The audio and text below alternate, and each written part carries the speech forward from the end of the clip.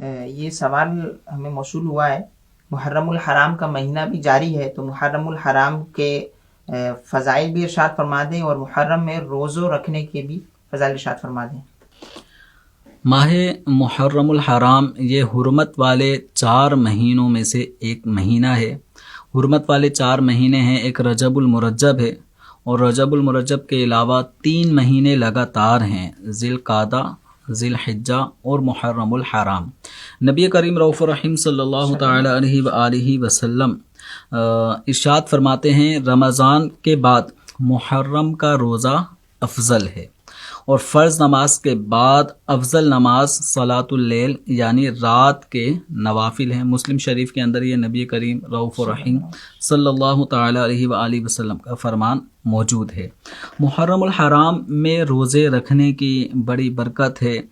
نبی کریم صلی اللہ تعالی علیہ وآلہ وسلم ماہ محرم الحرام میں 10 محرم الحرام کے روزے کے حوالے سے ارشاد فرماتے ہیں، مسلم شریف کی روایت ہے کہ مجھے اللہ تبارک و تعالی پر گمان ہے کہ عاشورے کا روزہ 1 سال قبل کے گناہ کو مٹا دیتا ہے۔ تو ماہ محرم الحرام میں 10 محرم الحرام کو بھی روزہ رکھیں، لیکن ایک حدیث مبارکہ مسند امام احمد بن حنبل میں ہے کہ نبی کریم صلی اللہ تعالی علیہ وآلہ وسلم نے ارشاد فرمایا، یوم عاشورہ کا روزہ رکھو، یعنی 10 محرم الحرام کا روزہ رکھو اور اس میں یہودیوں کی مخالفت کرو۔ اب مخالفت کس طرح کرنی ہے کہ 10 محرم الحرام سے پہلے یا بعد میں بھی ایک روزہ رکھ لو۔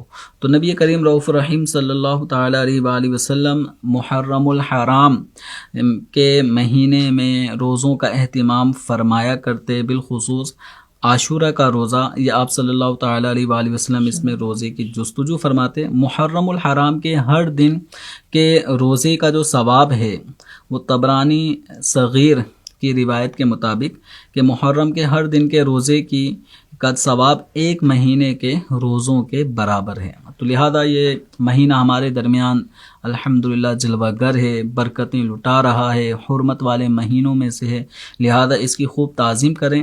اور تعظیم کا ایک انداز یہ ہے کہ ہم اس مہینے میں روزہ رکھیں، اور روزہ جس طرح کھانے پینے اور دیگر چیزوں سے جو روزے میں جن سے بچنا ضروری ہے ہم بچتے ہیں، تو اسی طریقے سے گناہوں سے بھی، نافرمانی کے کاموں سے بھی ہمیں باز آنا چاہیے۔ اس مہینے کی برکت انشاءاللہ ایسی نصیب ہوگی کہ بقیہ زندگی بھی گناہوں سے نفرت نصیب ہوگی۔